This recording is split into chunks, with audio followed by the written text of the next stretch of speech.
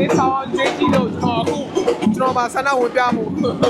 အားလုံးပဲမင်္ဂလာပါ Welcome back to Kai's vlog ကျွန်တော်ဒီနေ့လန်ဒန်လို့အရန်ကြီးကို fast pace ဖြစ်လို့တဲ့မြို့ကြီးမှာ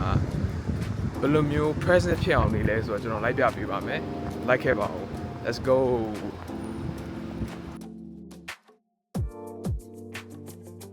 ကျွန်တော်အခု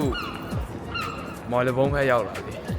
မာလဘုံမှာကျွန်တော် coffee တောက်မှုဒီ Monaco ဆိုတဲ့ဆိုင်ရှိရပေါ့ like it's the best cold brew in London let me put you on ပုံမှန်ဆိုရင်နေကမထွက်ဘူးကွာ but အခုမှနေထွက်တာနေဆိုရင်စောင်းနေလို့ကောင်းတယ်ကျွန်တော်မနက်တိုင်းဒီလိုမျိုး recharge လုပ်ပါတယ် before I deal with all the bullshit ပြီးတော့ကျွန်တော်ဝယ်စရာရှိရတဲ့ Oxford Street ကိုရောက်သွားပါတယ် Oxford Street က Europe ရဲ့လူစီကားဆုံး shopping street တစ်ခုဖြစ်ပါတယ်အဲ့ဒီမှာလူတွေလည်းတော်တော်များပြီးမှခပိုက်နိုင်တွေလည်းအရန်ပေါ်ပါတယ်အဲ့ကိုရောက်တယ်ဆိုရင်အကုန်လုံးတတိထားကြဖို့ကျွန်တော်အကြံပေးပါတယ်ပြီးတော့ကျွန်တော်လူအုပ်လိုက်ကြီးဘာဖြစ်နေရလဲဆိုပြီးကျွန်တော်ကြည့်လိုက်တော့မှလန်ဒန်မှာအိမ်ဈေးရမ်းကြီးလို့ဆန္ဒပြနေကြတာပါကျွန်တော်အခြေအနေကိုအတူချုံပြီးမှပြောရရင်တော့လန်ဒန်မှာနေကျင်တဲ့လူတွေကအိမ်ကြီးအတွက်ထပ်ပုံများနေတာပြီးတော့ဒါက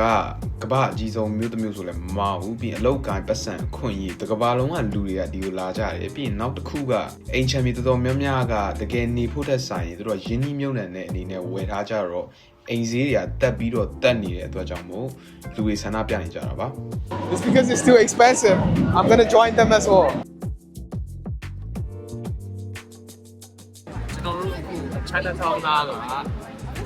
coffee ဆိုင်မှာ TikTok မှာစောင်းနေမယ်ကြီးရဲဆိုတော့ coffee ဆိုင်မှာတောက်ဖို့ What did you get? What I get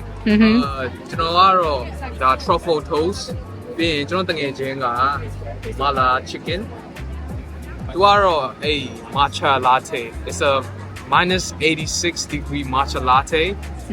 အဲကျွန်တော်ကတော့မြန်မာဖြစ်တဲ့အတွက်ကြောင့်မို့ green tea ဆောင်းကြိုက်မြန်မာမလို့တော့မဟုတ်ဘူးဒါပေမဲ့ green tea ကြိုက်လို့ green tea latte this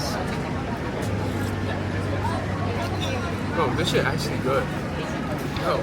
like this is my first time trying like durian latte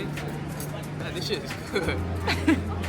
no even gonna cap ကျွန်တော်ဒူးရင်းနီးလာထေကိုပထမဆုံးတောက်ဘူးတာပဲဖြစ်ပါတယ်။အီစစ်စင်လေးနဲ့တောက်လို့ကောင်းပါတယ်။ပြီးရင်ကျွန်တော်စားစရာအနေနဲ့ကတော့ truffle toast ကိုမာလာပါတယ်။အိတ်ဆိုင်ရောက်ရင်တော့ကျွန်တော်လုံးဝ recommend လုပ်ပါတယ်။ I give this like a 9 out of 10. What's the hype? Definitely worth the hype. British Museum ကိုလမ်းလျှောက်နေရပါ။ခါမှမရောက်ဘူး This is my first time. London မှာနေပြီးမှဘာ museum မှမှန်တိုင်းပြောရင်မရောက်ဘူး။ It's because likeလန်ဒန်မှာနေရဆိုမှကြိုက်တဲ့အချိန်သွားလို့ရတယ်ပေါ့သိရမလားအဲ့လိုမျိုးစဉ်းစားရင်မှတကယ်ပဲဆိုဘယ်မှမရောက်ဖြစ်ဘူး But today I'm exploring something new yeah so I'm going to take you to the museum and I'm going to tell you guys about the history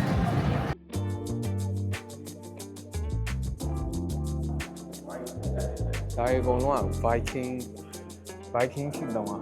Viking Netflix မှာ Viking ရှိဘူးIt's some cool stuff. ဒီ British Museum ရဲ့ထူးခြားချက်ကဒီမှာရှိတာတွေအများကြီးက UK ကမဟုတ်တာပဲဗျ British Empire ခေတ်ကစူဆောင်းခဲ့တာဆိုတော့အခုချိန်မှာဒါမူရင်းနိုင်ငံတွေစီပြန်ပေးတင်မပေးတင်ဆိုတော့သူတို့အကြီးကျယ်ငင်းခုန်နေကြတော့မှာပဲကျွန်တော်ဟိုရှိခေတ်က history ကိုကြည့်နေရတယ်မဟုတ်ပဲねအဲ့ဒီ history ကဒီကိုဘယ်လိုရောက်လာလဲဆိုတော့ကျွန်တော်တွေးနေမိပါတယ်အခုပဲအိမ်ပြန်ရောက်ပါတယ် Alright guys thank you for watching me see you in the next videoအခုပဲအိမ်ပြန်ရောက်ပါတယ် Alright guys thank you for watching me